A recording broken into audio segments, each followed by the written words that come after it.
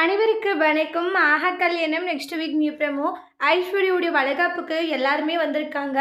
ஐஸ்வர்யாவை ரொம்ப அழகாவும் பார்த்தீங்கன்னா ரெடி பண்ணி கூட்டிட்டு வந்திருக்காங்க. அதுக்கப்புறமா பார்த்தீங்கன்னா ஒவ்வொருத்தரும் ஐஸ்வர்யாவுக்கு நலங்கள்லாம் வச்சு அவங்களுக்கான வளையலெல்லாம் போட்டு ரொம்பவே சூப்பராக அந்த வளைகாப்பை பண்ணிட்டு இருக்காங்க. அப்போ ஏதாச்சும் பண்ணணும்னு சொல்லிட்டு அனாமிகா என்ன பண்ணுவாங்கன்னா, அவங்க ஃபோனில் இருக்க அந்த ஆடியோ ரெக்கார்டை பார்த்தீங்கன்னா எல்லாருக்குமே கேட்குற மாதிரி ப்ளே பண்ணி விட்டுருவாங்க. அதை கேட்ட மொத்த பேருக்குமே பயங்கரமான ஒரு அதிர்ச்சி. அப்படி அது என்ன ஆடியோ ரெக்கார்டுன்னு பார்த்தீங்கன்னா, கௌதம சம்மந்தப்பட்ட விஷயம் தான். மதனுக்கு கால் பண்ணி, "மதன், நீ இந்த ஊர்ல இருக்காத. ஏன்னா ஐஸ்வர்யாவுக்கும் சரி, அவங்க கூட இருக்கிற சொந்தக்காரங்க, அம்மாக்கு எல்லாருக்குமே சரி, உன்னுடைய விஷயம் எதுவும் தெரியக்கூடாது. தெரியக்கூடாதுன்னா, நீ இந்த ஊர்ல இருக்கக்கூடாது. இந்த ஊரை விட்டும், இந்த நாட்டை விட்டுமே நீ போயிடுன்றாங்க.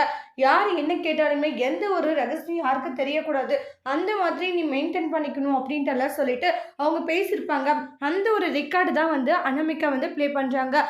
கௌதம் வந்து ரொம்ப கிரிமினல் அப்படின்றதுக்கான எல்லா ஆதாரங்களுமே வந்து ப்ளே பண்ணி காமிக்கவும் பயங்கர அதிர்ச்சியில இருக்காங்க. ஏத்துக்கவே முடியல அவங்களால. அந்த அளவுக்கு கௌதமே ஷாக்கிங்ல இருக்காங்க. என்ன இவ இப்படி பண்ணிட்டாளே அப்படின்ற மாதிரி பயங்கர அதிர்ச்சியில இருக்காங்க. எல்லாருமே கௌதம பார்த்து முறைச்சிட்டு இருக்காங்க. ஐஸ்வர்யாவுமே பயங்கர கோவத்துல இருக்காங்க. அடுத்து வரக்கூடிய ப்ரமோல என்ன நடக்க போகுது, நம்ம கௌதம் எப்படி இந்த பிரச்சனையை சமாளிக்க போறாங்க அப்படின்றத அடுத்து வரக்கூடிய ப்ரமோல வெயிட் பண்ணி பார்க்கலாம். தேங்க்யூ.